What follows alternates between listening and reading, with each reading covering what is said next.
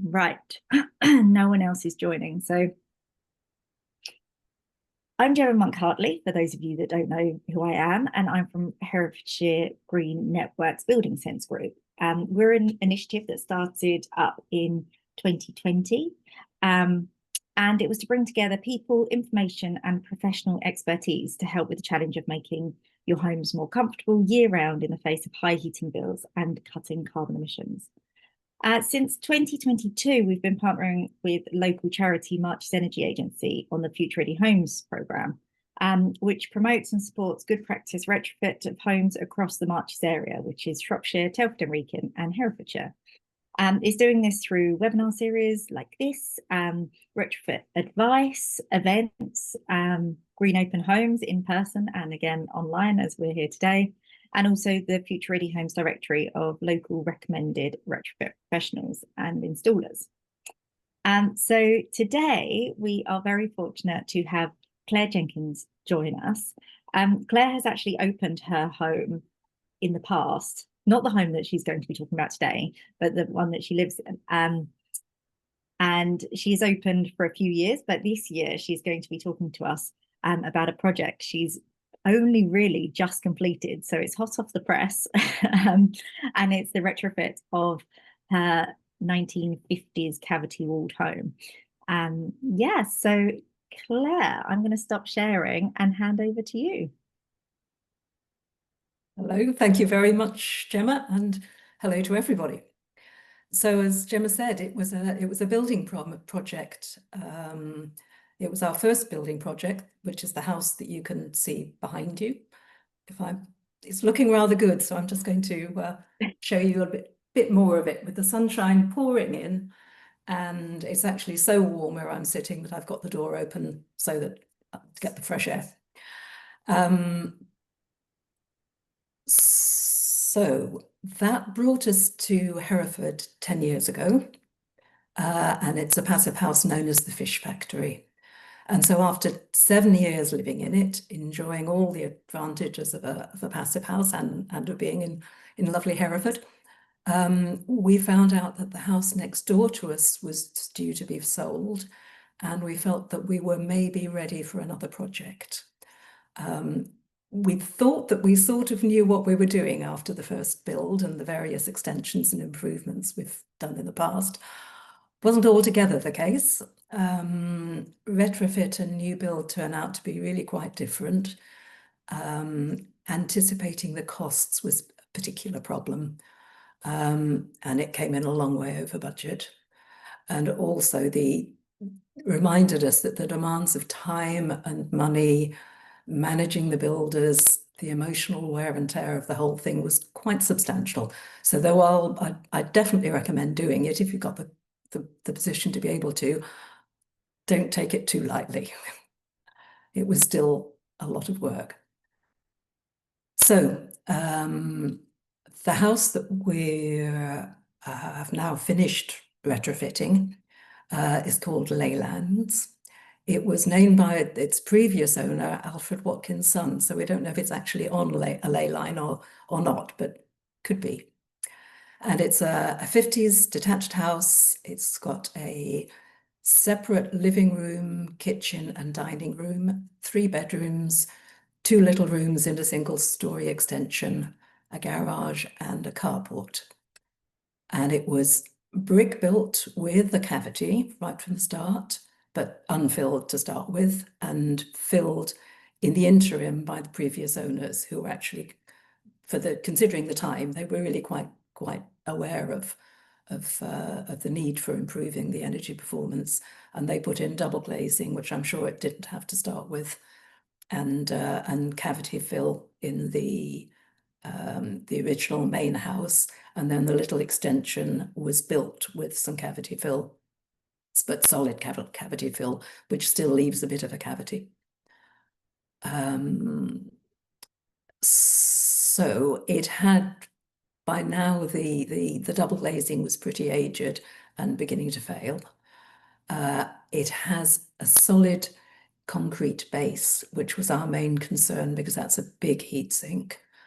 But it's covered by the most beautiful parquet in most of the downstairs, so we really didn't want to have to rip it up. The loft was insulated, but poorly to our current standards. And each room had an air brake for ventilation, but with no control over that whatsoever. So it was just zooming in and out, depending on which way the wind was blowing. And it was quite in need of general modernisation. It had been rented out and nothing much done to it for probably 10 or 20 years, 10 or 15 years anyway. But it had the lovely parquet, generous sized rooms and windows. It had a decent roof that didn't need any work doing to it, and a big garden with 3 apple trees, and it's next door to our own house. And we were in the lucky position of being able to buy it and do the work. So the plan was and is to rent it out for the moment, but in the future it would be available for a family if they wanted to move here or if they needed to, because future-proofing against things getting tough due to the climate and the ecology breakdown and all its consequences are very much in the front of our minds. So whoever the occupants are, they're going to need a house that's resilient. So it needs to be warm when it needs to be, cool when it needs to be, economical to run, generate its own electricity, and keep that running in a power cut. Also, from the point of view of resilience, we've nobbled a stretch of the garden so that we can now have a nice space to grow our own fruit and vegetable. So that's the next project now this is finished. And for the present, we're also very keen to minimise the emissions in use. And that was the priority over the embodied emissions in the build, because time pressure and budget meant that we mostly went for techno fixes and easily available products that were more familiar to the builders rather than the natural materials that last week's talk described so wonderfully. I'm afraid we've done very little of this. We've got recycled newspaper loft insulation, which is one thing. We shocked the people who took the roof off, the moss off the roof by refusing to put biocide on it. And we have put in a Swift box, but that's probably about it. And we recycled everything we could that we were taking out. Now, we didn't think of doing any pictures at the start, so the thing I'm going to share, let me do that.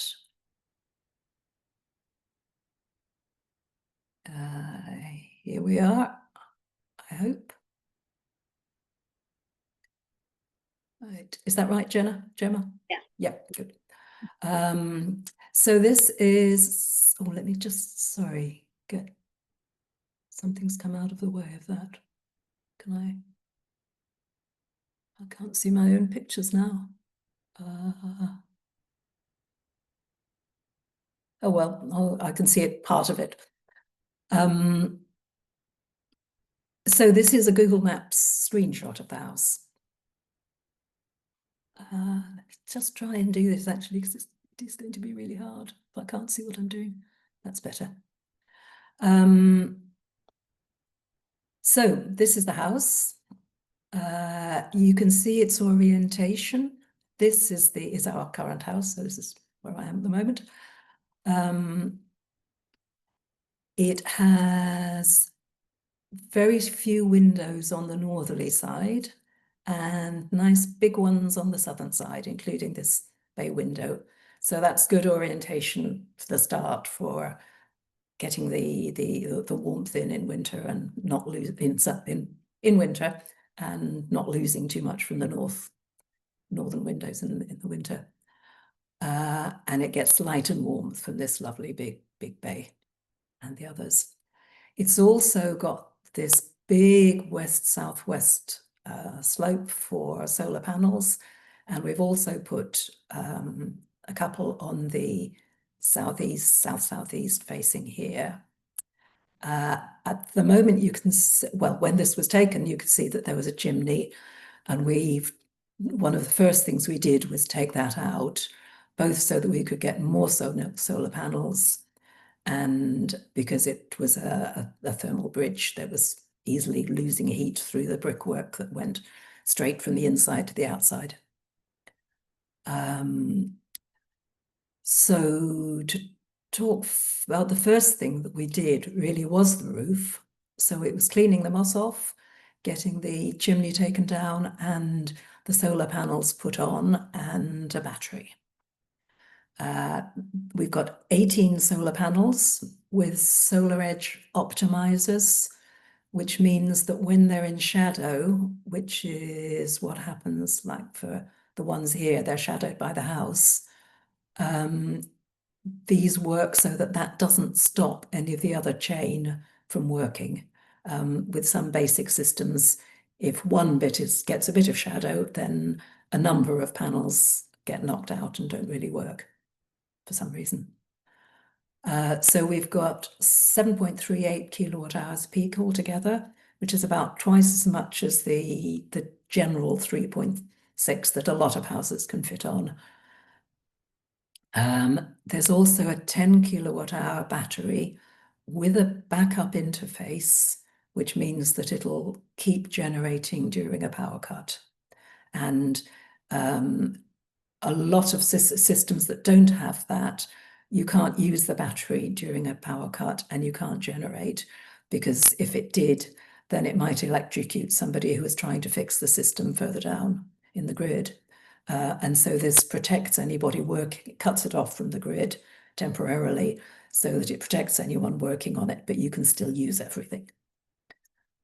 And it is controlled by Octopus as part of the tariff that we opted for, and I think our new tenants have also stayed with. And so they can control when it's importing and exporting from the battery to support the grid, and so that you can import electricity at a cheap time to supplement the generation and then export it when the rate is higher. So there's regularly a chunk of stuff taken into the battery and then put out between 4 and 7 in the evening, which is when the greatest demand is and when it would be most expensive for the house to be using it. So it uses the battery and it uses its own generation in that time. And during the time that we were working on the house, between March and October, we took in for export rates £1,253.44, which we were quite pleased with. And after the end of that, there was another £40 for the following fortnight, which was the last 2 weeks in October, when I wouldn't have expected it to be doing as much as that. So we were very chuffed with that. And the system has an app, so you can view what you're generating, you can view what you're consuming, what you're importing, and what you're exporting at the time and in retrospect. So the other things you can see are that there's a good sized garden around it. We've taken from about there across to here out and joined it onto our garden, but there's still a nice little stretch this side for the house before it gets to the fence, and it's still a decent sized garden for the 3 little boys that are now living there. And yeah, and there's our sedum roof and our solar panels and our little heat pump. So if I move on to pictures from the outside, here is Leylines. Pretty ordinary looking house, but a lot smarter than it was, particularly the windows. And this is the main thing I wanted to talk about that you can see from this picture. They're triple glazed with thermally broken aluminium frames, and for all the windows and also the 2 glass doors. There's actually, although the main front door is solid, that does lead straight in, This door just leads into a lobby that's outside of the thermal envelope, which this wall goes straight down. And so there's a glazed door in between the kitchen here and that lobby, which is effectively an outside door. And also another glazed door at the back of the house here leading into a little covered area that's also an outside door. So those needed to be very well performing. And one of the things we'd learned on the passive house build was that good glass doors actually perform better than solid ones, unless you go for the really expensive solid ones. So it's worth thinking, if you want to save a bit of money. We would have had one at the front door here, except that we managed to get, I think it was 20% off all the windows by having a composite door from the suppliers. So that was a bit of a convincer. The windows look smart, they're fine, but it was interesting. They don't really compare with the quality and the seals on the much more expensive passive house ones that we have on the other house. So you certainly can save a lot of money on not having top of the range, but I think you see the difference as well. Other things that you can see here are the Swift box up there. And the fact that there's no channels, no chimney on this side now. So, view from the side, you can see the first of the solar panels. The meter box had to be moved as part of fitting the heat pump. So that's now all tucked around the back, the side, which is quite neat to have all the tech at the side. Here's the heat pump, and the battery, which is away down here somewhere, was supposed to be tucked in nicely next to it. And that's one of the first things we did wrong, is that between us all, we hadn't realized until the heat pump people came in that you can't have a heat pump right next to a battery because of the risk that a spark might ignite it, or at least with this kind of heat pump you can't. Maybe you can with some. And so the battery had already been fitted and was working away, and had to be taken and moved right down the wall at a certain cost. Claire, is that heat pump lifted up? Is it up in the air?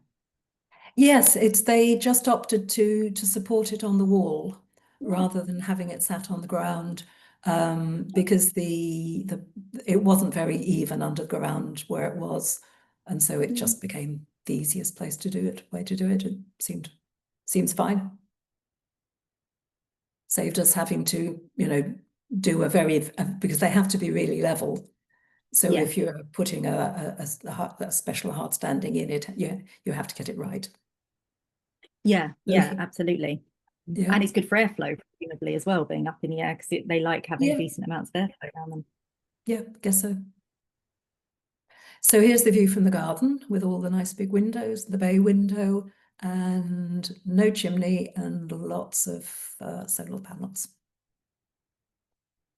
So if we move inside, this is the plant room, which is one of the little rooms in the extension. Is not just given over to this, but you can see there is quite a bit, partly because all this pipe work is really just getting it to the convenient place for it to go to the rest of the house. That was just part of the way the design worked out.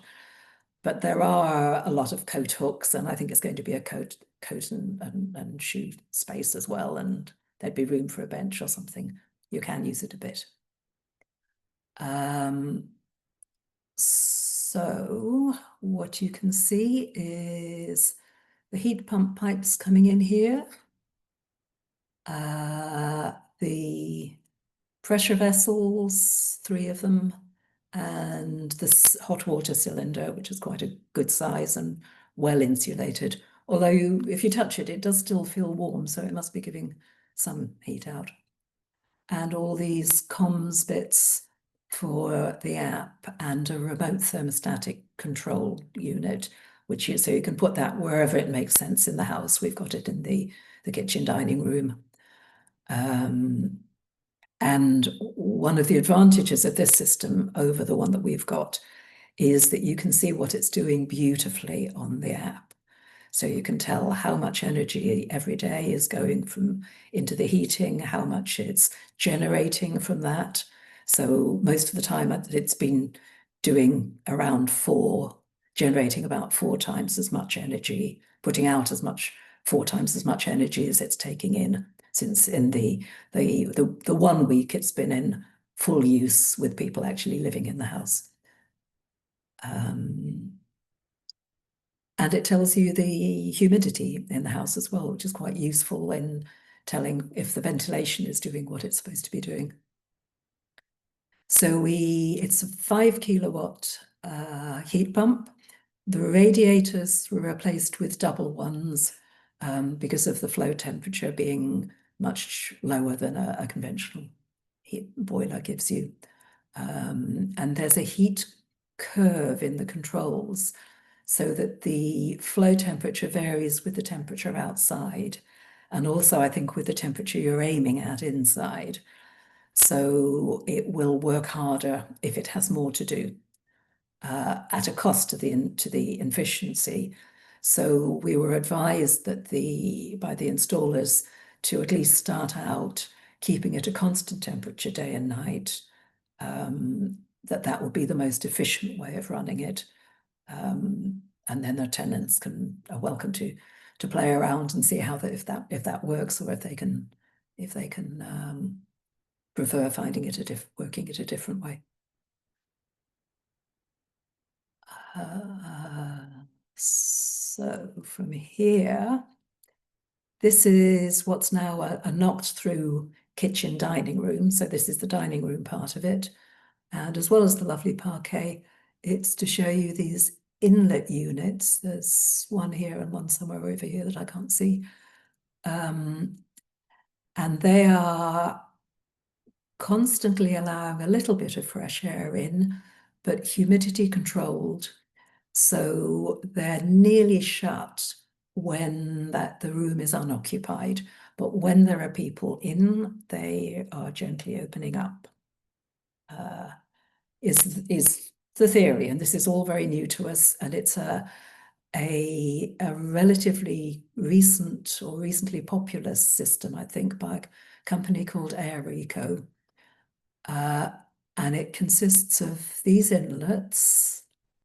I think I've got a picture, yeah. Here is an extract fan that we've tucked away in a cupboard. That is connected to extract units in the wet rooms, the 2 bathrooms, and the kitchen. And this is a constant, like MVHR, it's constantly running at a low rate. But I think its minimum is even lower. And the humidity sensors in the extracts and the intakes allow more air in when more is needed, and the fan senses the pressure difference and ramps up. So when there's more air coming in, obviously it realizes it needs to take more air out, and so that will constantly be balancing out. And the humidity is a proxy for occupation. So you are sure that you've got fresh air, you're not going to get condensation, and you're not going to get humidity. Because one of the other things we've been doing is doing a lot of work on the airtightness of the building. And once you're doing that, you have to be sure that you're getting the air in to compensate for it. So it sounds very good. It was recommended to us, and it's too soon to say if it's effective and it's efficient. There were some issues with the installation, but it seems to be working beautifully now. Apart from those things, there's nothing really out of the ordinary to show you on the inside. We noticed that the rooms and the windows are a little bit smaller because of the internal insulation we've put in, but nobody else knows that. And the most important stuff, that we did is no longer visible. It's the insulation, the airtightness membrane, and the taping, and all the complex and careful work that our builders did to install it all with minimal thermal bridging and air leakage.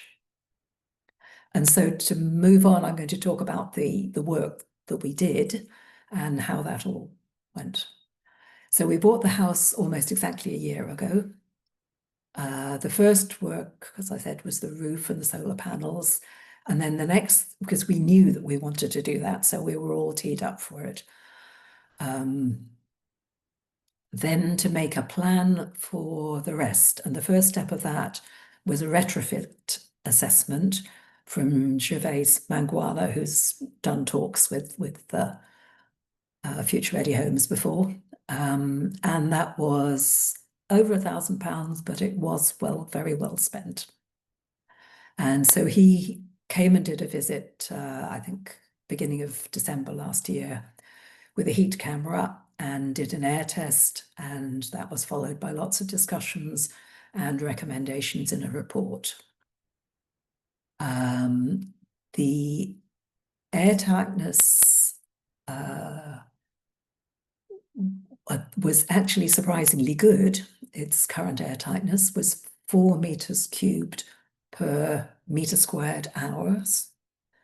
Current building regs is 8, so it was already twice as good as that. And the target that Gervais suggested that we set ourselves was 2. For comparison, for a passive house, it's 0.6, but that's a different unit, so it's not strictly comparable, but a passive house would be an awful lot less. The heat camera, where am I next? Oops. Oh, now what's happened here? Sorry, I just have to move things around so I can go back.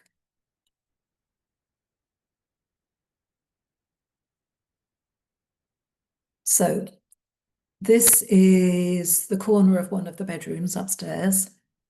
And let's move straight on. This is what the heat camera showed. Just reorganize again. So this was on a cold day, fortunately, outside, so it shows up very well. It was, and the house had to be warmed up to start with so that there'd be a good difference to show. So this little scale shows the warmest bit as a color white and black for the coldest bit. So the insulation in the loft wasn't that bad. That's showing white. This corner was very leaky. And what Gervais said was completely clear from this and was borne out, was that the cavity fill insulation had either not been put in right to the top in the first place or had slumped. So here is insulated and here is not. And the corners are always more exposed, so they're going to be even colder than the edges or the flat surface. So this was true all the way around the top of the house. So it made it very clear that one of the things we needed to do was to top up the insulation that was already there in the cavity fill. That's a 5-degree difference. It also shows you that these sloping bits at the edge of the eaves in each of the bedrooms and hallway were a lot colder than either the loft or the walls, because there isn't a cavity there and there also isn't any loft insulation. So that was something else that had to be addressed. And so we've put in thicker internal insulation there and some careful detailing so that didn't cause problems with the ventilation in the loft. So the next thing is in the report, these were the 2 things I'm going to pick out. The baseline heat loss diagram. So the size of the arrows is an indication of how much is leaving through those modalities. The floor is quite significant, 63 watts per degree Kelvin, but the walls are even more, 96, and I can't see it, but the drafts were quite significant, and the windows also quite significant. And then here is the scenario, which is the way that Gervais's report goes is it gives you three options. One is the kind of minimum you could do to get a heat pump to work in the property, a big heat pump. This scenario 2 was what he thought that we'd be going for, and that a smaller heat pump could handle the 5-watt one that we've got. And then there's another if we were going to throw everything at it, which we didn't, unfortunately. So we did this, but rather than just improving the double glazing, we put in triple glazing. And you could see from the planning for the deeper one what that would do. And so the actual work, that would have taken off a further 15 watts per kilogram, which means that we, at least in theory, have got over 40% reduction in the heat loss, which was a pretty worthwhile amount, really. For comparison, the scenario 3, which was to passive house Enefit level, would have been a 64% improvement. The floor would have gone from 63 to 9 if we dug it up and put a lot of insulation in there. And that was also with full MVHR and some more further improvements in the airtightness and the thermal bridging. But we were very pleased that we could get away without doing the floor. What we did do was put some thin insulation under linoleum in the kitchen, because one of the bad bits of news we found was that when we took out the kitchen units, the nice quarry tiles, which we've left in a couple of other places, were not so nice around the corners. There were two different kinds of tiles, so we needed to replace the floor. So all that did have to be dug up, but it gave us scope to put in a little bit of insulation. And in the study, which is carpeted, one of the carpeted rooms downstairs, that's got a thermal carpet underlay. The wood parquet floor is actually surprisingly warm underfoot, more so than the linoleum, even with its insulation.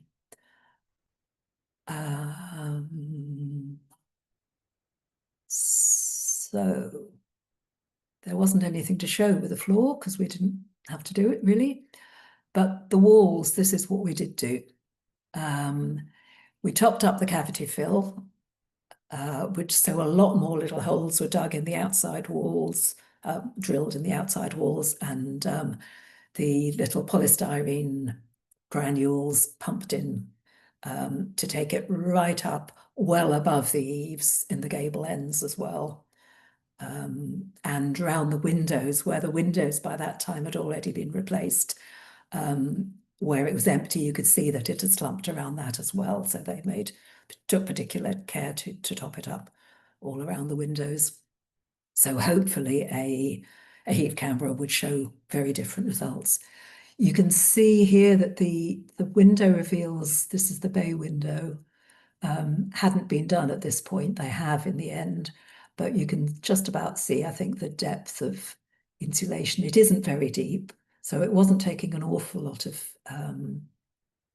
space out of the rooms, but it was enough to make a significant difference to the performance. It's a PIR board, polyisocyanurate, And that's the highest, I think, the highest performing rigid insulation board out of the commonly used ones. And there was one section of the house where we had to really push the boat out and have Space Therm A1 wall liner, which is the stuff that was it's based on work that was done for for air travel. I mean, space travel. And it gives a similar performance in about half the thickness at more than twice the cost. But there was one section where if we'd had even this thickness, it would have overhung onto the staircase and the window, and it would have made a real mess of what was a perfectly nice, usable feature. So we did go that far just on that one section of wall. The insulation isn't just on the walls you can see inside the rooms. The reason the ceilings have been taken down, or one reason, apart from the state of them, was that it's important to be able to go up through the first floor ceiling and have continuous insulation, and also be able to get at the ends of the beams to be able to seal around them. So it meant boards being taken out and lots of extra work and very fiddly work doing all that, which our builders took on manfully. So that is all taped as well, isn't it? That's the air tightness taping that we can. No, that's see in not. You place. can't see that yet. Actually, that's next. This is just the insulation, which does have to be taped, but just with ordinary tape. And here's the insulation on the slopes. So it's doing two jobs. It's doing insulating this bit, which is inside the house, but this bit inside the loft, it's holding in the cellulose insulation, the loose fill insulation, which is now up there above the rafters, and still keeping ventilation going down between the roof and this slope, or between the roof and the insulation boards here. So the airtightness, this is now, oh, sorry, this is the cellulose in the loft. So here's where it's insulated. This isn't, this is a walkway that had to be raised right 400 mil above the rafters, so that we could still, it's not to be used for storage, but we still needed access to the works of the solar panels. And this is all the stuff that was blown in to fill it up. So that also helps with the airtightness, apparently. And it's been blown down the remains of the chimney to help insulate that.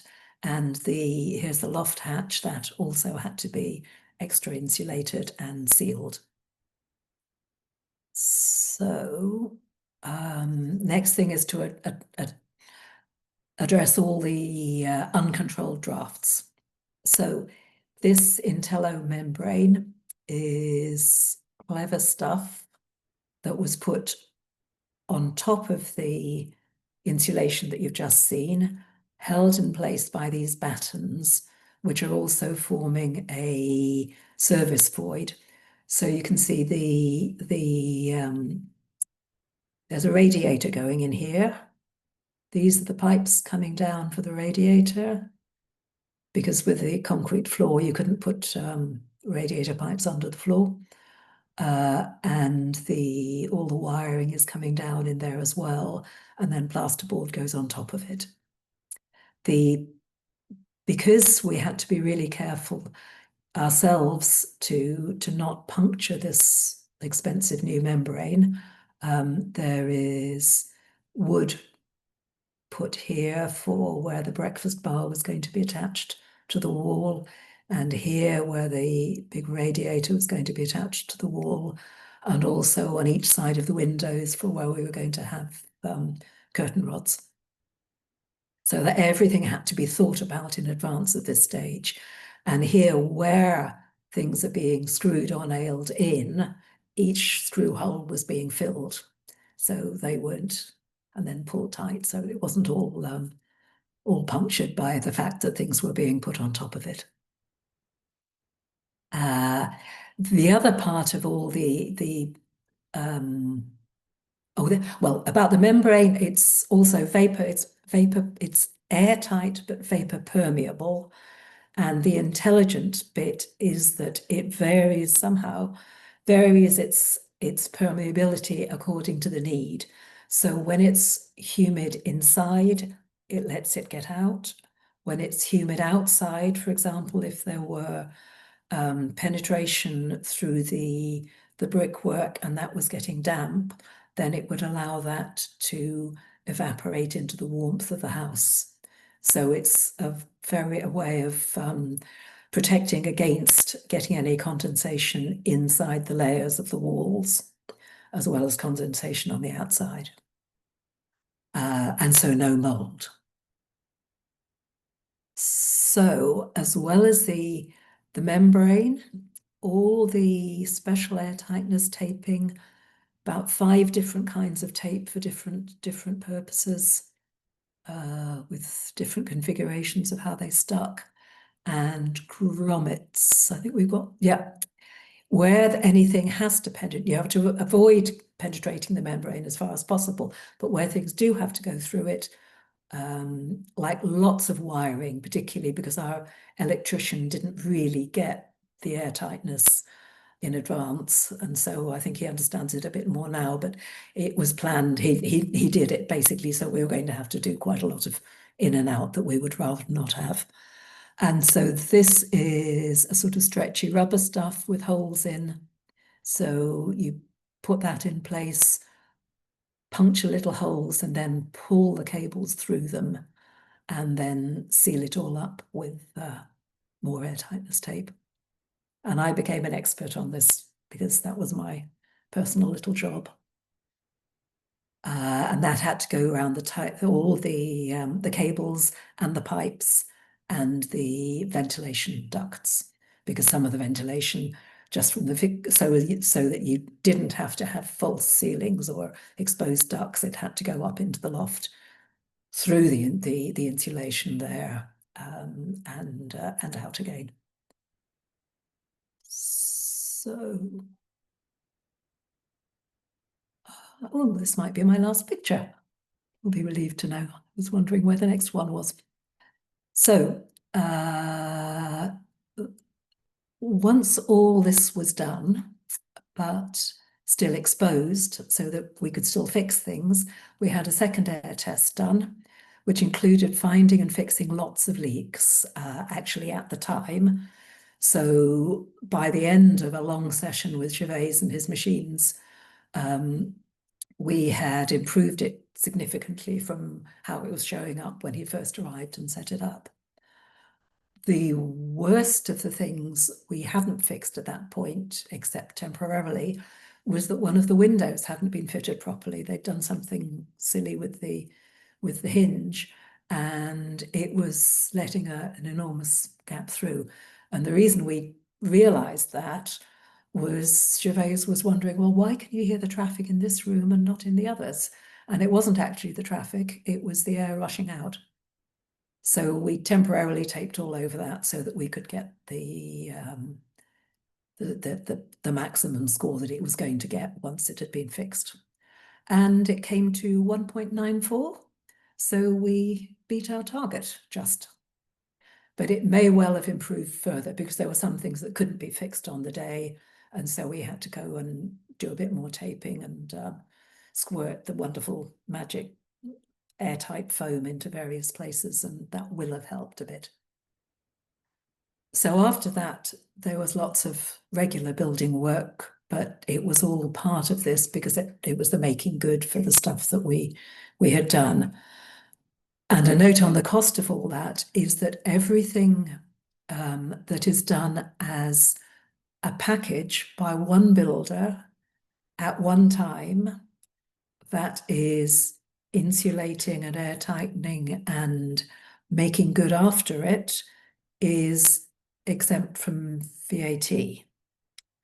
And so it's very worthwhile doing that, organizing that way.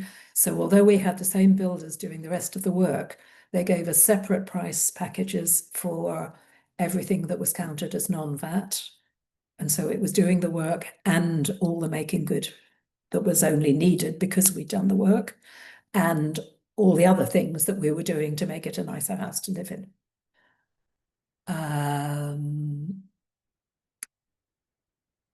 So all that was actually, all the making good was to putting the plasterboard on, leaving the service void, taking all the services in and out of that.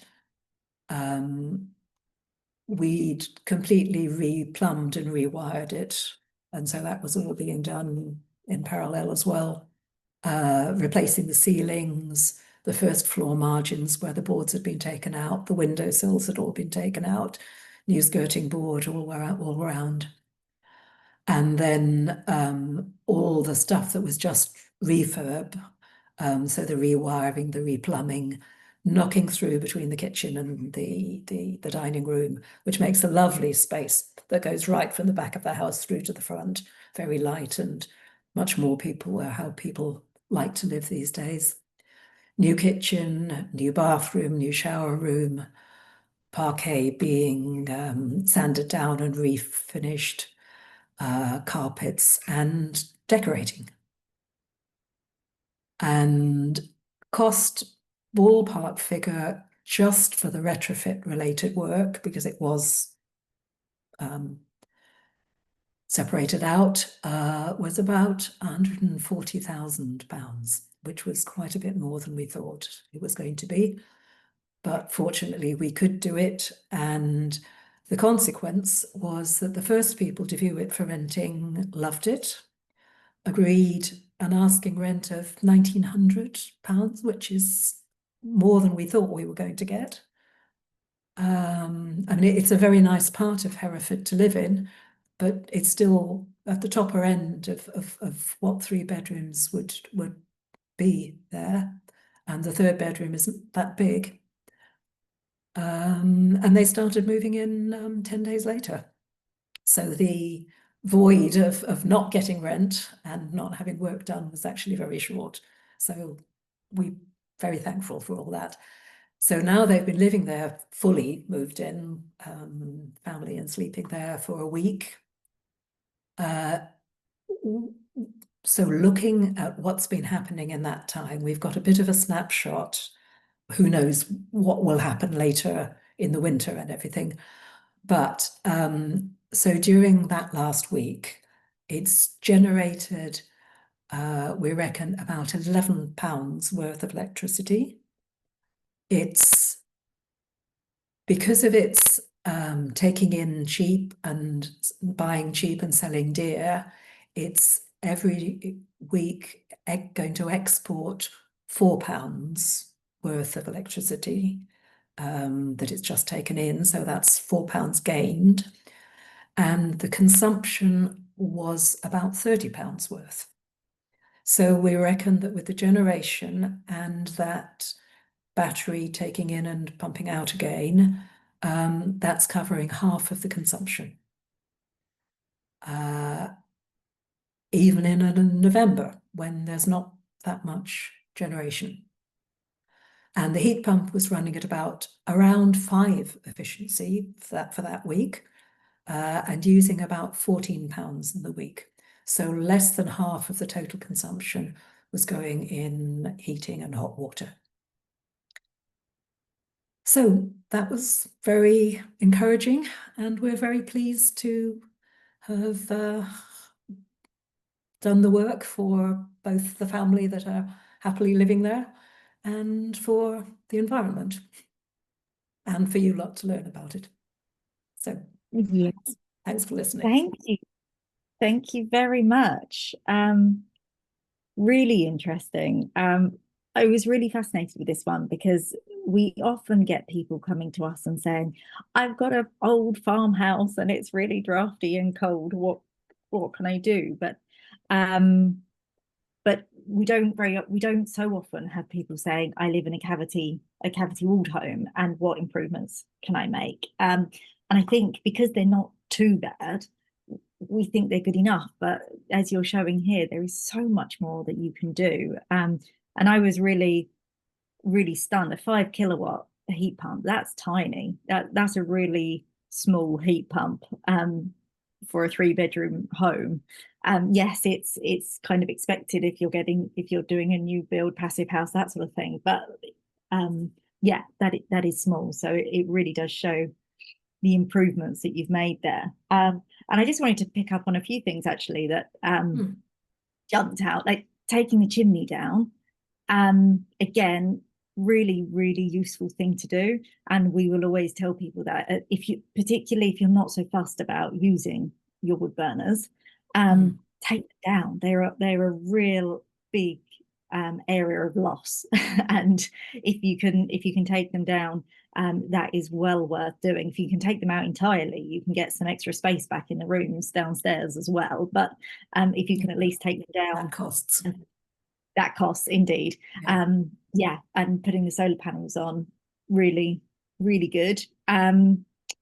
Really interesting about the glass doors. I didn't realize that actually generally a glass door, unless you're paying for the very best of a composite door, it could perform better than the solid. So that was really interesting too. And the cavity fill so using the diagnostics from the thermal imaging camera to actually see problems with your fill, because I think most people will just assume, oh, I've had my cavity walls filled, so they're fine, tick.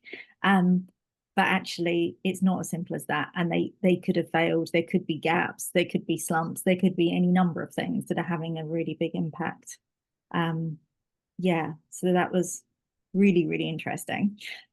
We've got one question here from Phil Walker, and if anyone else has questions, please start popping them in the chat. That would be great. But Phil's asking, can you repeat the information about the exemption from VAT? Right. Well, this is my understanding of it, but it was all outlined on on government sources on the web, which is where I got it from, because we had to convince our builders that it was all right and proper. And as far as I understand it, there's a VAT exemption for materials and work and consequent making good for insulation. And because the airtightness was kind of part of the insulation, we counted the airtightness as well. I hope that was correct.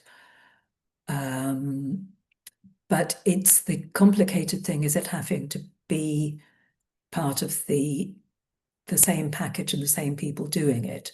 So if I'm remembering right, for the loft insulation, we separately bought in the insulation itself, which we got the exemption for. Oh, no, I think that's right. I think actually, because it was different people, and he couldn't. His way of operating was that he did the work. He didn't supply the materials. I think we didn't get the exemption at all for that. I think you might be right. I think it has to be packaged up with the purchase of the materials. It's that kind of makes the difference. I believe it's something like, I'm not going to get this exactly right, but if you add batteries onto your solar panels at a later date, you will have to pay the VAT on them. Whereas if you have the battery installed at the same time as the solar panels or at the same time as the heat pump, then you get the VAT off. So yeah, there is something in there around purchasing of materials, and that saves the VAT. But Phil, I'll have a dig around and see if I can find anything online to share with everyone after as well on that one, because it Mm. makes a big difference. It's Mm. definitely worth doing. Yeah, that's great. And I wondered with the that ventilation system that you went for, because I know of MVHR, which is kind of the gold standard of ventilation. And as you've got a passive house, that will be what you've got at home, Yeah. I'm presuming. Yeah. Um, so this system, I mean, is it cheaper than MVHR? And yeah, and who did you get to do that install that system? Right. It is cheaper, quite a bit cheaper, and it Yeah. also means that you don't have nearly the number of ducts, because for the MVHR, you have to have stuff going from the one unit takes it in and pulls it out. So that unit has to be connected to all the inputs and the extracts. And they're quite big ducts, quite big, thick ducts. So in our house, we've got false ceilings almost everywhere because we didn't want to go for the exposed duct look, which, you know, people can do, and it can look quite funky, but it Yeah. was what we wanted. So yes, I think it's cheaper. I'm pretty sure it's cheaper, and you didn't need to do the The ducting. the ducting. Yes, the manufacturers claim that it's because of the ramping down, so that you. And the thing with the MVHR, if people aren't familiar, is that it takes the heat from the air that it's pulling out and gives it back to the air that it's pulling in. So it saves energy that way. You're not having to heat so much. But this saves it by not pulling in so much when you don't need it. And they claim that it's Right. equivalent. Uh, I think I think it would be if it really was, I suspect it would be being used more widely. But it was Well, maybe it would be a practical over option for time. us. Yeah. Yeah. Brilliant. Okay, no, that's really useful. And I mean, you sort of obviously it's hard to do the figures because you've only had people living in there for a week, and we've got a winter to come and everything else. But Yeah. I mean, it very much sounds like to me if you made over the summer, or that did you say like March to October or something like that, you Yeah. were £1,100 up. It sounds like the way things are going, it's going to be generating rather than costing overall. I mean, is that what your sense is? Yeah. I would think so. Yeah. Yeah. Which is I mean, amazing. not at any given point in the middle of winter, it's definitely going No, to of be. course It not. may still be taking in and putting out just for the cash benefit of that, but Yeah. the But the generation cumulative. won't. Yeah. The generation, it won't be exporting anything it's generated. No, of course, because the generation in the winter is that much higher. But over the Yeah. course of 12 Yeah, months, I mean, it's the fact that I think we're kind of almost out of the shoulder season now, and the fact that it's still Mm, still doing that much, I think, yeah. yeah, fantastic. Well, it's obviously a very efficient system. It's a small heat pump and it's running Yeah, really efficiently as well if you're yeah, getting a Scott of 5. So that's fantastic to hear. yeah. Really, really good. And Um, it's a valence system, which are the installers with some that they were WDS from Cardiff, and we were really, okay. really impressed with them. The ventilation, I forgot to answer when you first asked. Oh yeah. Um, Air Eco is the company that manufactures the system, and Earthwise in Bristol were the people who installed it. And we may have hit them at a very bad time, and so for some reason, and we can't recommend them wholeheartedly, actually, let's say. Yeah. Yeah. The other No, people that's have fair had, enough. I mean, Gervais recommended them and he's dealt with them lots of other times. And we bought a lot of the insulation materials through them and they were brilliant for that. So Okay. and we And what couldn't about find the anybody else who did it locally. oh right. And Phil is asking about the triple glazing. Who did you Yeah. use for that? Again, it was Advance, who are local, Yeah, and we wouldn't wholeheartedly recommend them, I'm afraid. no, that's fine. They came back and they fixed the things that were problems, but just altogether, one particular issue was that uh, when we designed it, we had pictures of how the windows were going to be, and they showed that the non-opening panels had much thinner frames than the opening ones. Mm, So you got more light in and you had yeah, less heat loss because the frames are at this level, the frames are the weak point. When they arrived, they had the thick frames all the way around, so it's much chunkier, which wasn't what yeah, we wanted for the performance mm, point of view. And that was just plain misleading. But because we were in a hurry, we had to suck it up. mm. Yeah, and it does make it a difference when you're going for the levels of performance that you're going for. I mean, you've got incredible performance anyway. You've got under your two, which is really good, but Yeah, yeah. you've got more. So yeah, it shows that detail. Well, I was going to ask actually, so is there anything you would do differently next time, or yeah, having been through this again, what have you learned for next time if you do it? Um, to drill down more on the costs beforehand, um, and to have been more proactive than we were about getting our building contractor. One of the issues that we faced was that we started with somebody who was we were kind of torn between using a general builder and trying to find somebody who had passive house or retrofit experience. We started out for the stuff that was general building work, the knock through and with general builders. With the first people we liked very much indeed, but they turned out, after having done the chimney and everything, we thought they were kind of being particularly expensive. Mm, So then we were in touch with a passive house experienced person who quoted for the whole work, and in parallel, the whole of the rest of the work. In parallel, we got a quote for the insulation work from the people we eventually went for, who were a lot more mm, reasonable than the experts. And Gervais's advice was it could be done by somebody willing, and they certainly were willing to and keen to learn, but they didn't have the mm, experience, which did lead to some issues, but not, nothing gross. And because of the kind of bittiness of it, we didn't have a single contractor giving a single quote for everything we wanted doing, which meant that we mm, didn't have a handle on it. We kept saying, well, yes, and there's this, and there's that. And so once we were committed to them, I don't think they took advantage of us, but they could have done. And they certainly didn't, yeah, they weren't under any pressure to cut costs.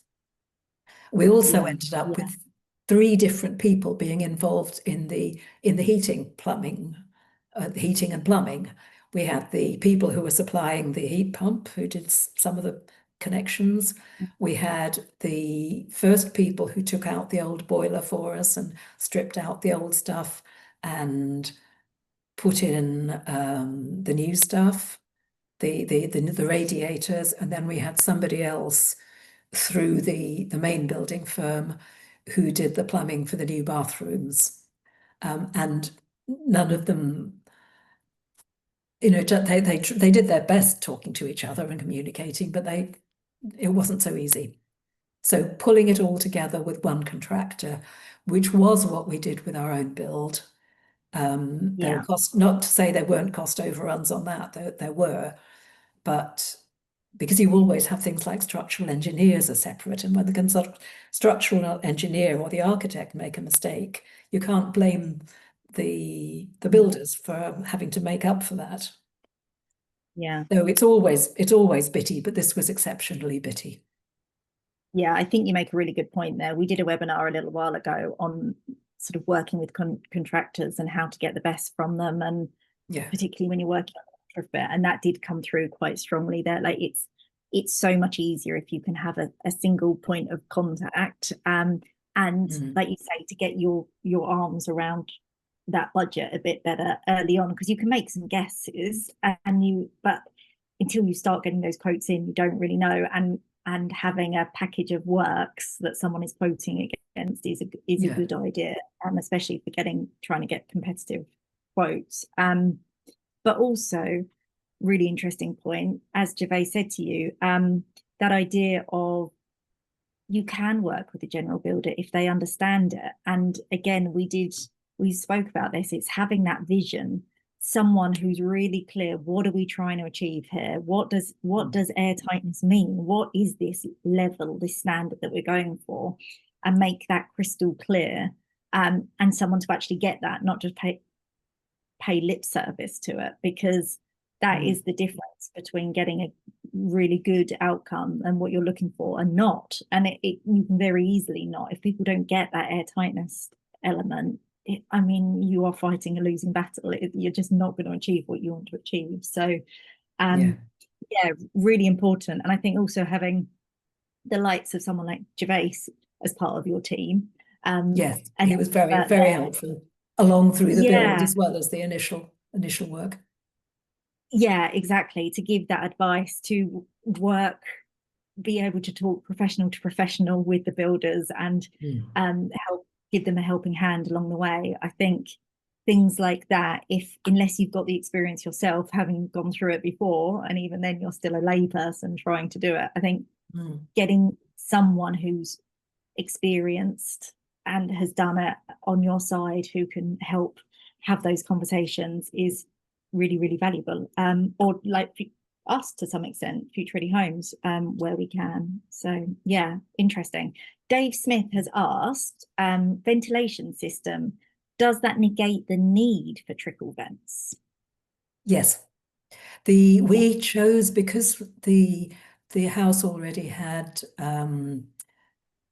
air bricks, we chose to put the vents in the wall, but they also do trickle vent attachments. So you can have humidity controlled trickle vents instead of the inlets. But we just, I hate trickle vents, but so we opted for that. But it's if you have the wall inlets, you don't need the trickle vents, and if you have the trickle vents, the humidity controlled air eco trickle vents, you don't need the wall inlets.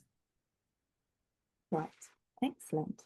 Right, are there any other questions coming in? If not, I'm just going to quickly share my screen for those who are left, just so you know what's coming up. Let's share that. Has that shared? Can you see my screen, Claire? Yes, it has. Brilliant. Okay. So, right, what have we got coming up for you lovely people? Well, Green Open Homes, in both of its forms, is continuing. So if you want to get out and see some homes in the flesh, then you've got 2 more weekends to do so. And there are homes open across Herefordshire, Shropshire and Telford and Wrekin as well. So go and have a look at those. One I'm going to highlight, this is not favoritism, because there's some wonderful houses all over the place, but Gervais from Waxwing, who Claire has spoken about and who supported her, he is opening his own home next Sunday, the 23rd. It is open, I think, from 2 till 4 p.m. And he lives in an 1800s cottage, which he has retrofitted to NFIT standard, which is the passive house standard for retrofit. So really, really airtight, really, really insulated. And he's also in the process of converting a small annex into a 1-bedroom property. And that is still a work in progress. So you can see what he's doing. So if you want a technical tour and loads of fab advice from someone who really knows his stuff, I would recommend going to see that. And that's in Little Birch, so just south of Hereford. But it will be technical and it will be long.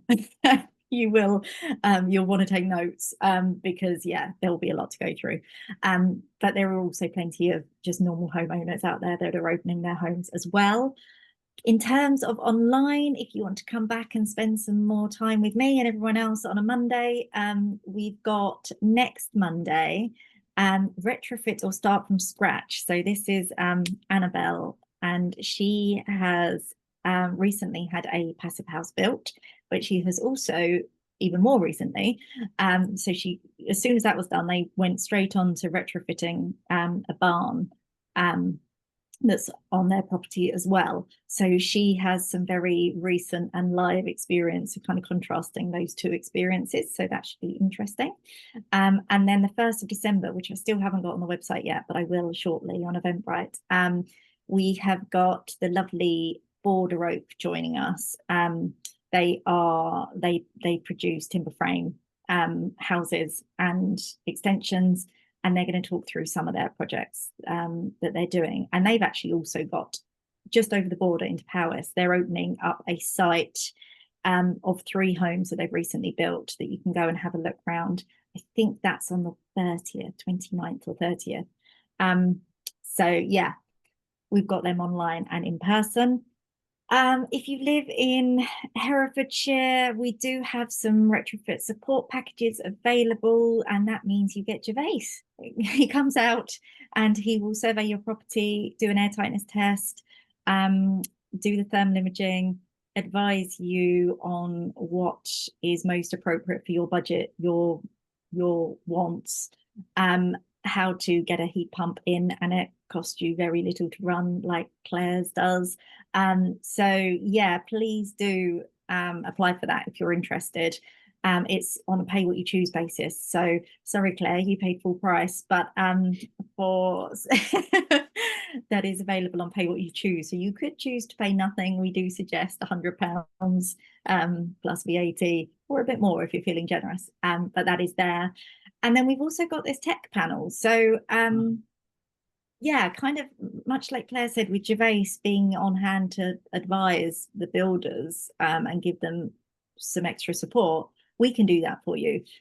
So at the moment, we do have some budget. We have a lot of very experienced people. And if you're in the middle of a project and you need some help with something in particular, or you're just about to start on something, and you've got a specific question around ventilation or whatever, please email me and I will see what I can do there and who I can hook you up with. Because we've just realized that's really important, that you can get that extra help. And what isn't on there is, I mentioned it at the start, but we also have the Future Ready Homes directory. So people that have been recommended to us to do retrofit work, be that heat pump, solar panels, building work, insulation work, whatever, we have a directory of all those people. You still need to do your own homework, you still need to interview them and get costs and everything else, but it is a starting point. So I will pop all of that on an email to you, so you've got that for reference. But yeah, I think that's everything. Like I say, Claire, that was really, really interesting. I was really excited to be able to do a cavity built home, and you really highlighted the issues that we don't really see when we're sat in these more modern homes, and you can't feel them quite as dramatically as you can in the really old buildings. So thank you for sharing your experience, and I'm sure the people that are living in there are really appreciating it. Yeah, and I hope you enjoyed it as well a bit. Lovely. Well, I don't think we've got any more questions. Matt has just said, thanks both, great project. So yeah, I think that is us. Love you and leave you all. Go and have a nice lunch and enjoy the last of the sunshine if you've still got it. I've still got some here. Yeah, thanks, Dave. You are welcome. And I'll see you hopefully next week. Bye-bye.